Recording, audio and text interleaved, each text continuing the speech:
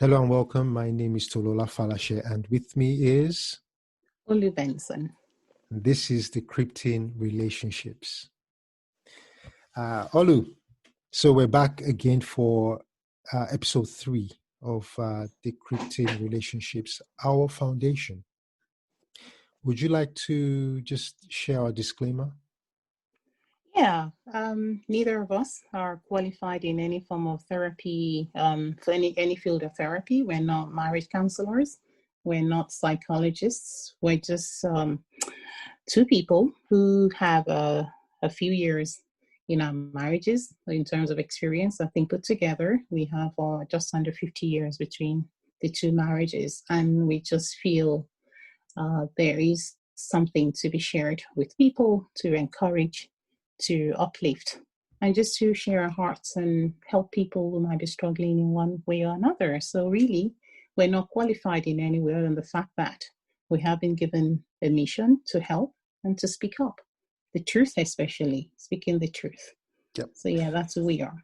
Fantastic. And talking about truth, I mean, we are believers, and there is a precept or a principle that, or even a statement that I heard very not too long ago, that God wants all of us, to meet the needs of his other children. And this is our little contribution to sharing our experience and maybe meet the needs and help somebody out there, who might be wondering, you're in a stage in life, and this podcast could actually be of some assistance to you. So please, as you listen, share your comments, share your thoughts. Olu and I will definitely get those messages, and we will respond to them as best as we can. Yeah, we sure will. Fantastic. Yes. So today we are going to talk about prep, pray, and be alert. Yes. And obviously, this is to do with before you say I do. I think Olu coined that phrase when we first started to explore this podcast. Before you say I do, you have to prep, pray, and be alert. Olu, what comes to mind when you think about that title?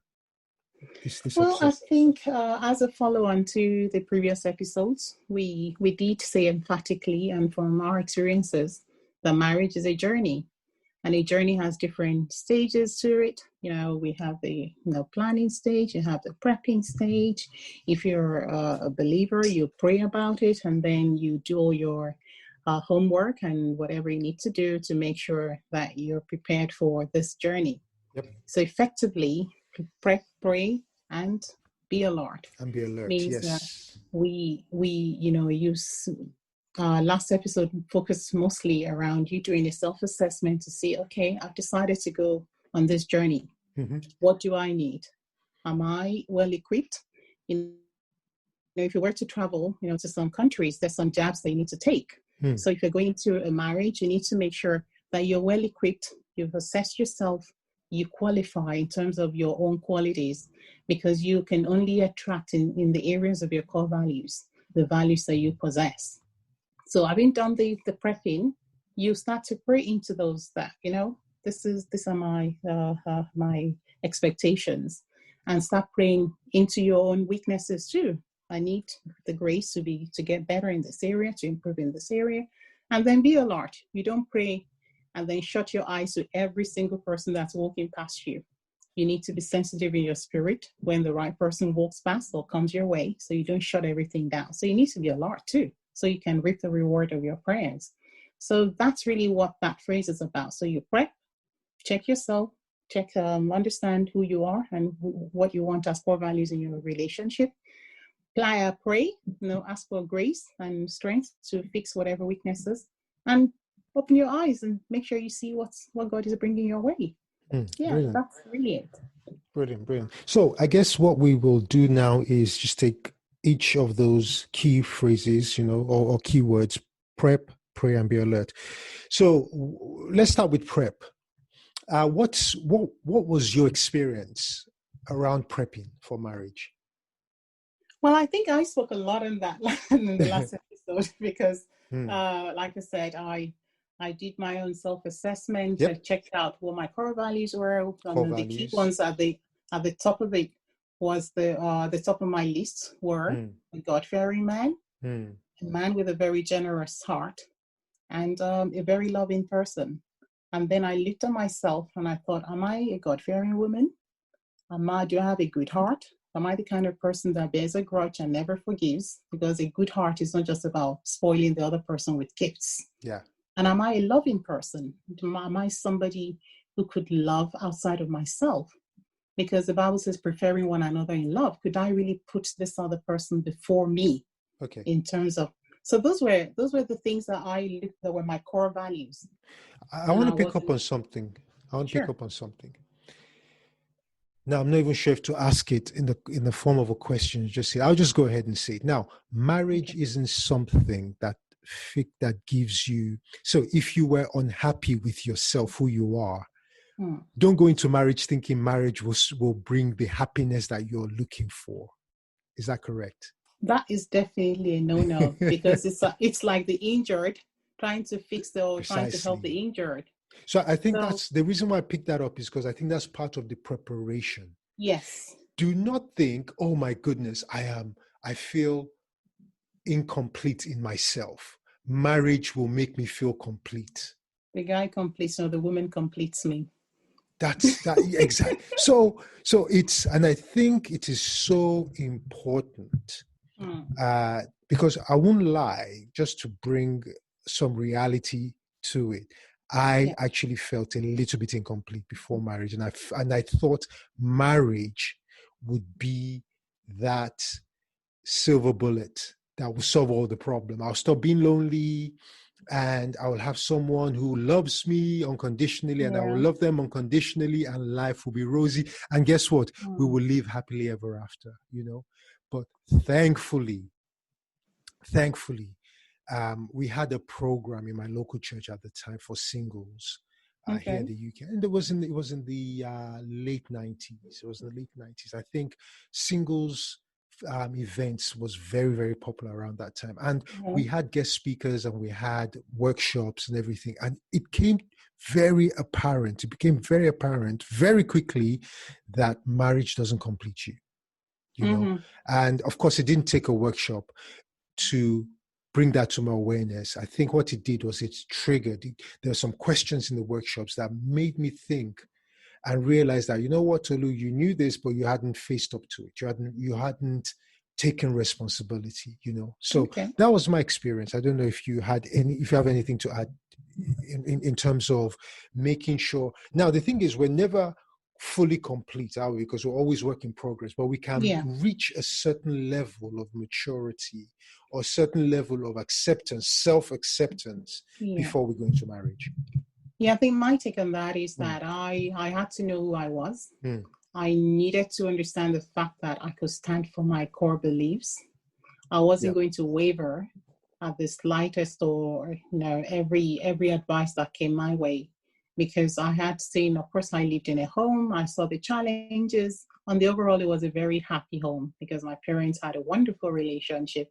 My parents were not the kind of people who argued and never spoke for days or weeks. They argue. You hear this heated debates or argument or whatever you want to call it. Like now, give it 2-3 hours, they're talking like nothing happened. You're like, whoa, these people, they are something. That's special. So but I would assume it took somebody who actually understood who they were to have that self-confidence to go into a relationship where there will always be a difference of opinion at some stage or another. And then you can actually iron it out, argue it out, debate it out, and not feel that your person has been crushed.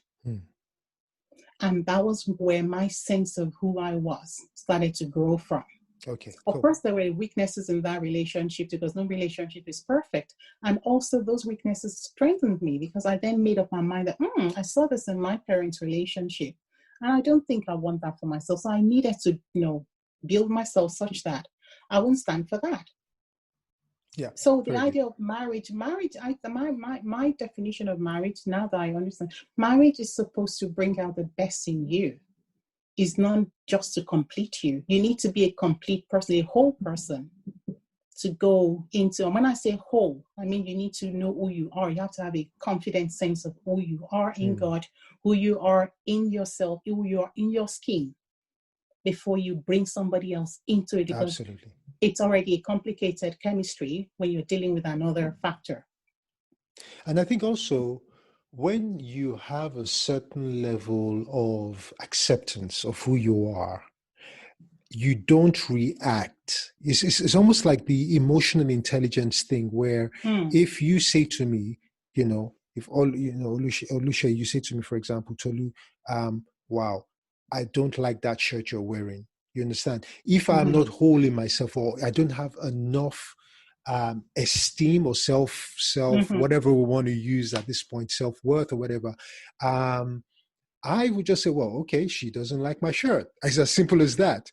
Because otherwise I'd be like, oh, what else doesn't she like about me? Is she saying that I don't have any taste? Does she say, start really catching other things or reading other meanings into a simple statement? I think that is maybe, it's a shabby example, but you understand it's a real example of where people who haven't really addressed, those issues, those things about who they are on the onset before marriage. You understand? Because when you don't want to take that into marriage, because marriage there's more than enough, than enough to deal with in marriage and to bring all those extra, without all the pettiness.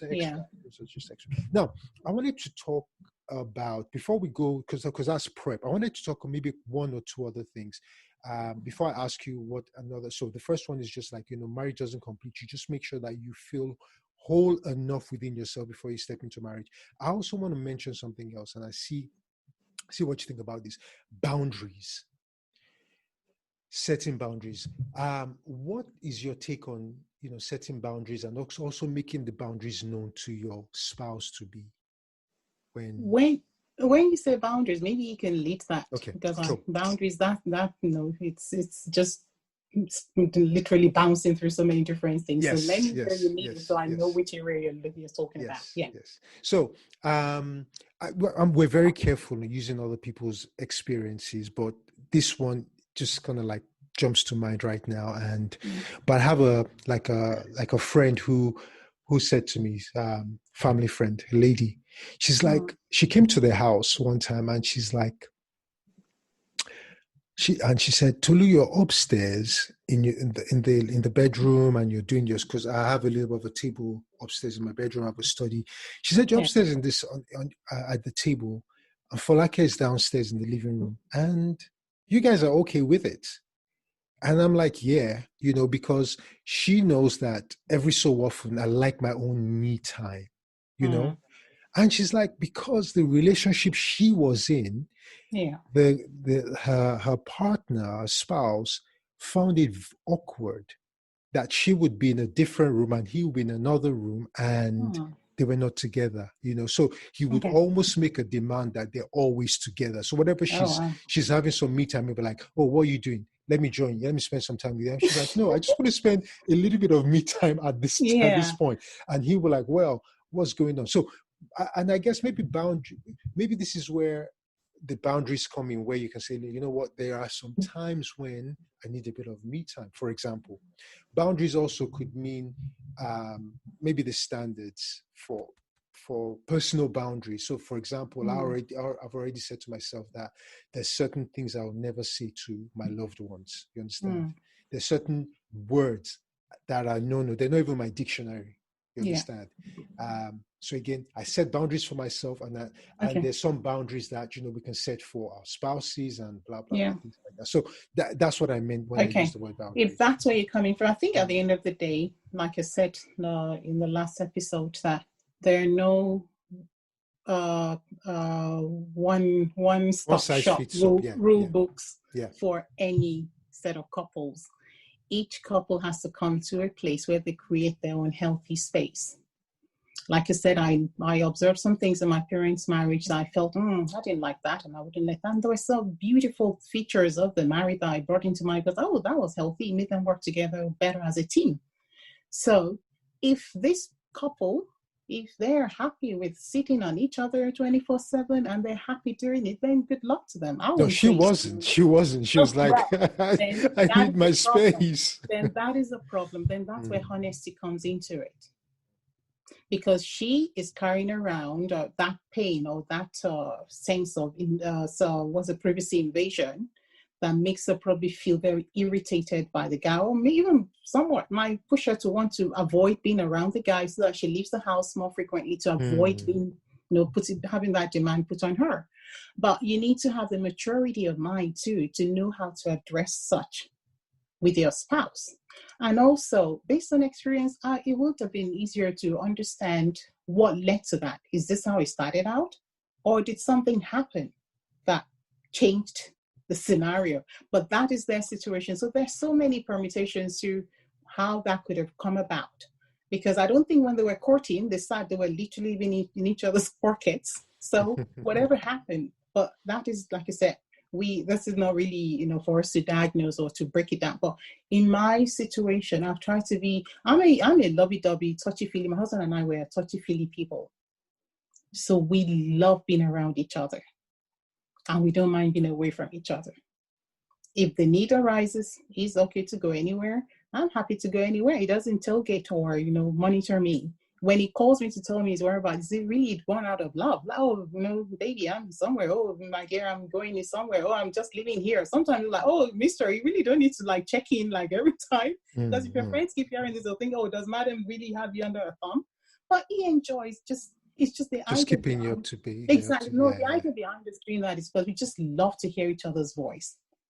Ours is just about a loving thing that we do. Oh, I've missed you. Let me just tell you I'm going here. Oh, I've just left us. So it depends on what. And I have people that I know who really cannot have people like their spouse sitting with them for too long. They feel they're literally under their feet. They are literally encouraging their spouse to be away.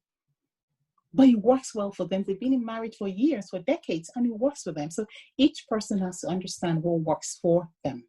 Yep. Very good. Got it. So we've talked about, and also, also something we need to be, which is where the prepping, which we'll go into later, because that's why we need to be very open when we get to the point where we meet whoever the spouse might be, potentially the spouse, and we're courting, and we don't overlook some things, because when we're courting, I know we want to put the best foot forward, but if you start seeing some habits that you think, that's very controlling, oh, that's probably really too much, we need to open up and talk then.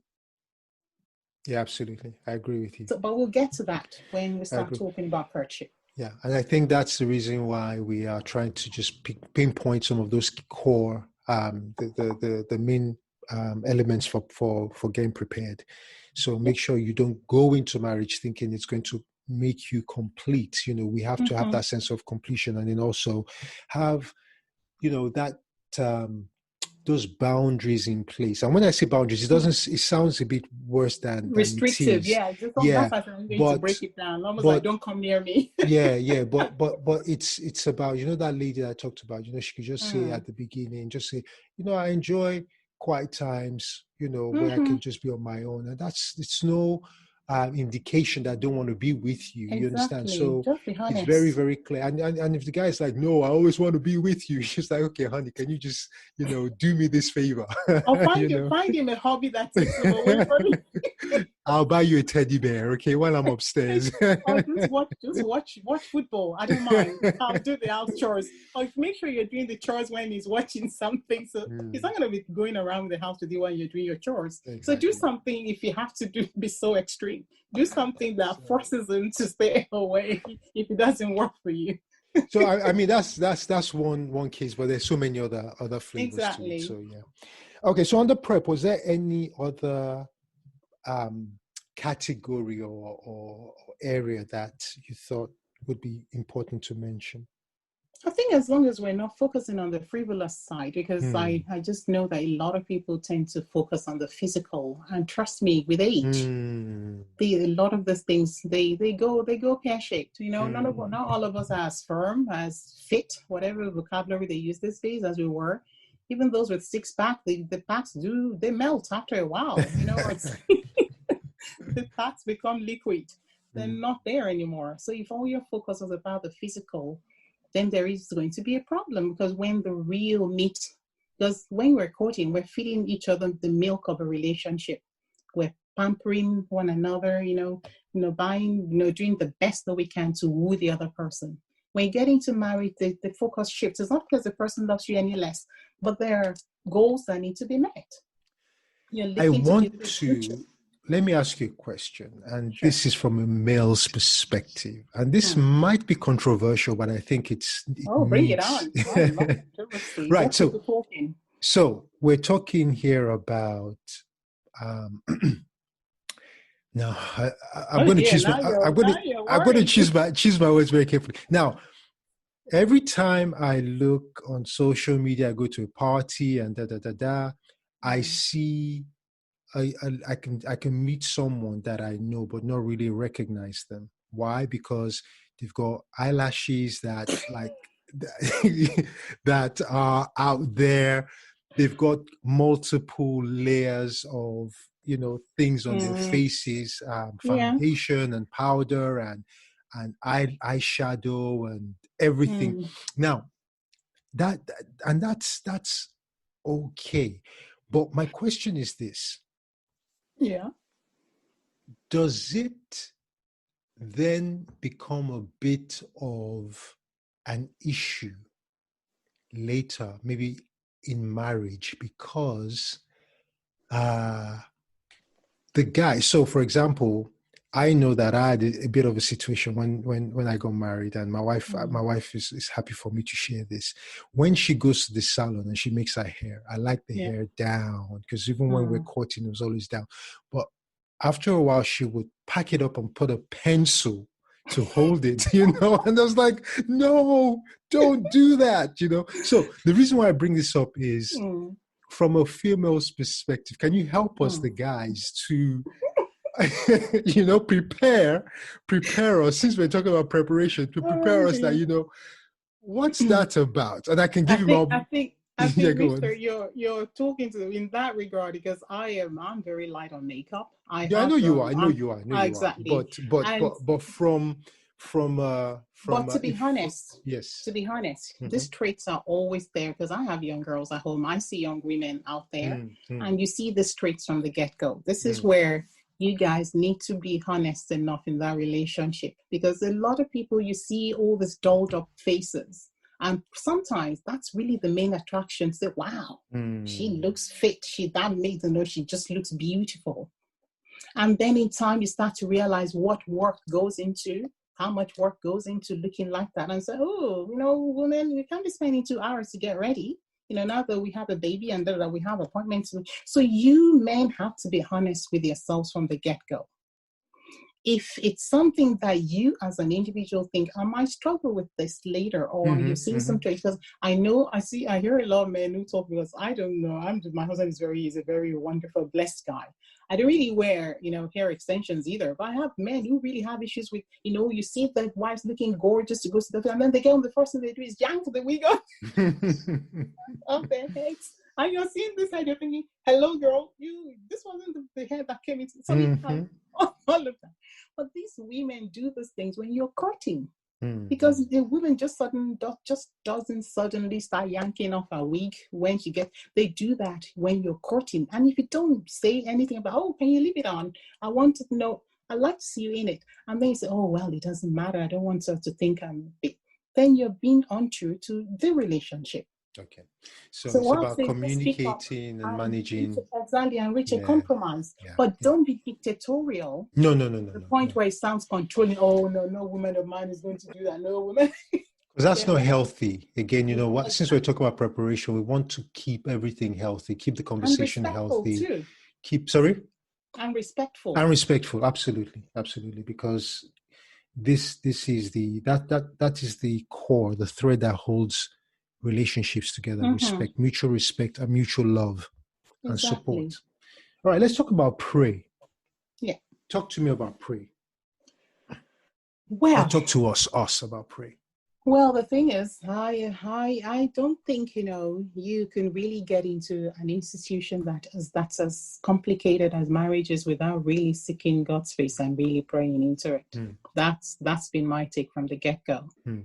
And the reason being, like I said, I grew up in a home and I saw the challenges, and you just realize that on your own, there's so many things that you would never anticipate, except God actually went ahead of you to help you.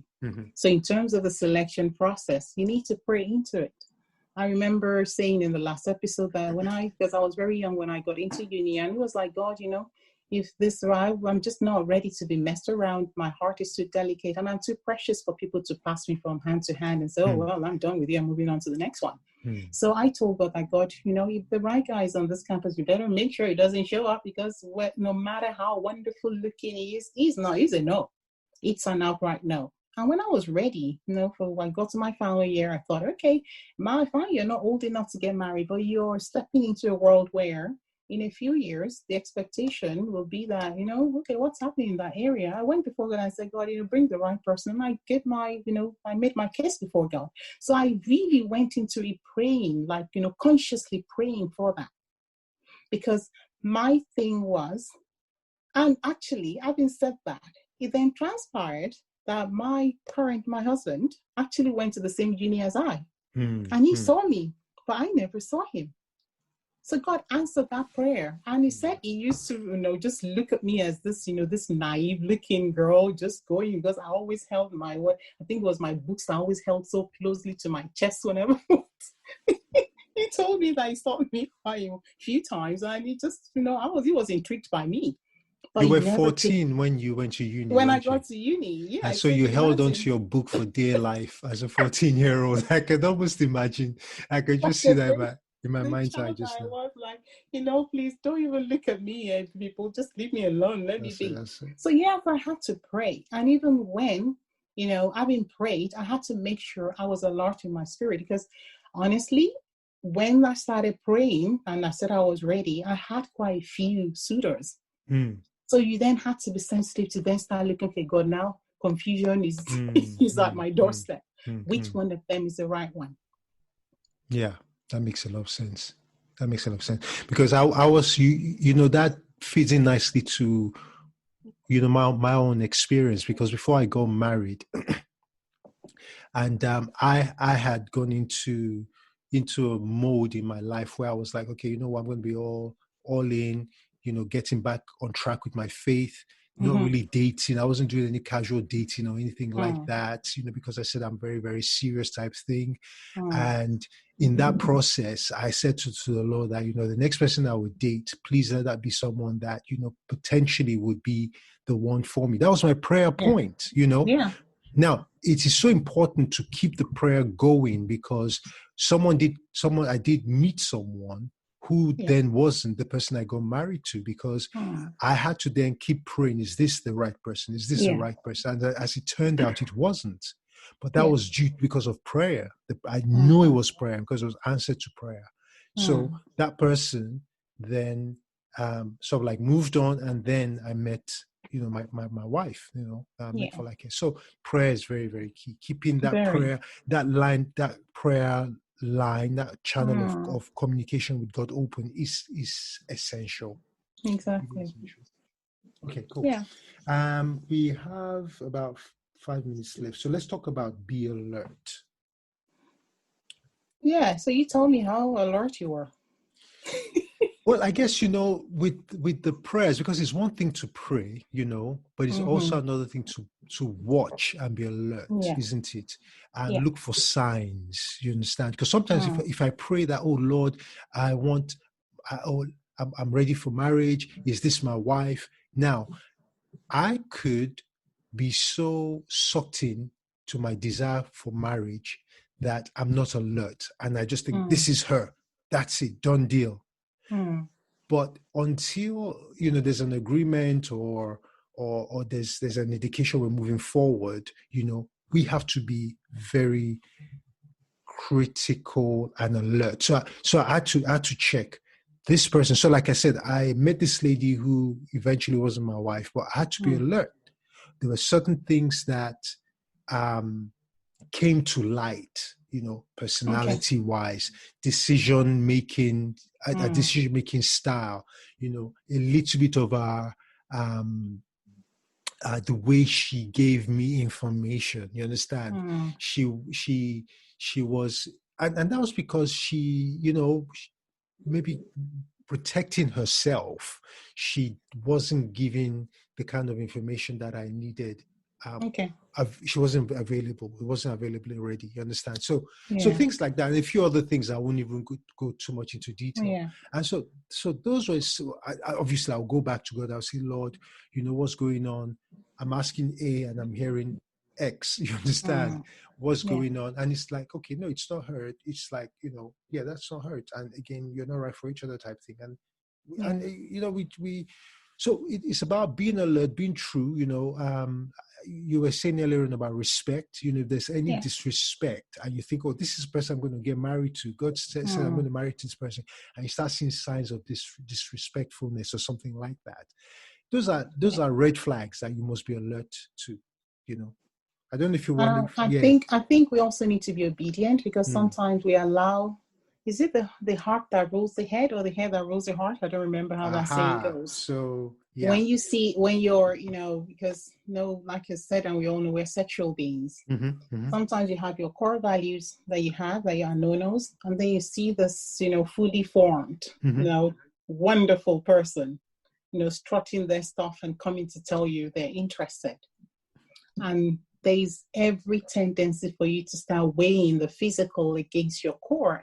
Maybe I could work on him or her. And maybe. And then before you know, you're sucked into what you're hearing. You get the red alert and say, no, you're thinking, oh, let's compromise. This is where compromise comes into it. Oh, maybe I can work. Oh, maybe you can. Then you're thinking, before you know it, you've chosen the wrong person. And then down the line into marriage, we now remember, oh, but God, the guy you gave me, the wife you gave me, and God is like, I warned you. I didn't give you that person. So we need to be strong enough to, even when all the butterflies are flying, because the physical is just telling us this is a wonderful physique. This is, my children are going to be gorgeous if I marry this person. No, that's a good point. They might be gorgeous on the outward, but not gorgeous on the inside, because this person might not have the heart of God, nor the good heart that will make your marriage work. So we need to be very firm in terms of when we're being alert, not to be drawn into the frivolities of qualities and whatever. So that is going to be my my contribution to that area of being alert. I think there's also a flip side to that, because while on one hand, we want to be alert because, we could get lured into the attractiveness of the person, and that might not even be the person for us. Sometimes we might be, there might be somebody right in front of us who might be, God's will for our lives, who isn't the model type, maybe she doesn't wear the kind of clothing that you anticipated, but you have to still be alert that, wow, you know what? I see the diamond in this person, you understand? And of course, we could argue that, if you can't, like you said, is it the heart that rules the head or the head rules the heart and everything? You got to say, go back to, again, this way is watch and pray. Go back to God and say, Lord, you know what? I see the diamond, but man, I'm not sure if her style, her dress style, I can manage it. Then again, it's not her. I would say then it's the individual. So if I'm that person, I'll be like, okay, you know what? Have I got misplaced priorities? And I'll ask God to deal with it. Please, Lord, help me. If this is the lady you want me to get married to, and she's wearing this skirt that's going all the way to her toes, but I prefer I prefer the figure hugging skirt type, lower. Then you negotiate. That's what we're talking about. Exactly. You have to negotiate in a respectful manner to say, encourage them, take them shopping. Encourage them. But tell even them. Before that, I think it's you. Personally, I would say you need. I would personally go to God and say, God, please deal with this issue, because it's not about but you need to show forth your works too, because the Bible says faith without works is dead. So if you're praying about her dress sense and you're not letting her know, you're saying, oh, maybe she'll catch the vision. If she hasn't caught the vision until the age that she met you, I'm not praying for her dress sense. I'm praying for God to fix my perception of her dress sense. I should love her irrespective of her dress sense. So I'm asking God to help me to love her for who she is. So when I decide, honey, you know what, let's go get something a little bit different. I get it now. Then at least if she's like, well, I'm not sure, I won't get offended because God's dealing with, because that's my issue. It's not her issue. You understand? Yeah. So what I mean by going to God and asking God to help me to understand why I am reacting to her dress sense the way I'm reacting to it. Does that make sense? Yes. Yeah, I get it now. Brilliant. Okay, so, I think we're done. Time is up. Time's up. So, guys, we have talked today about prep, pray, and be alert. And any final words from you, Olu, before we shut down for this week? Yeah, I think it's just being mature enough to know who we are individually before we get involved with another person, because each one of us is set in our ways. We have our different backgrounds, and we need to be accepting of the other person. And it takes a very confident and comfortable person to do that without judgment on the other person, because none of us are perfect. So we need to be cognizant of that.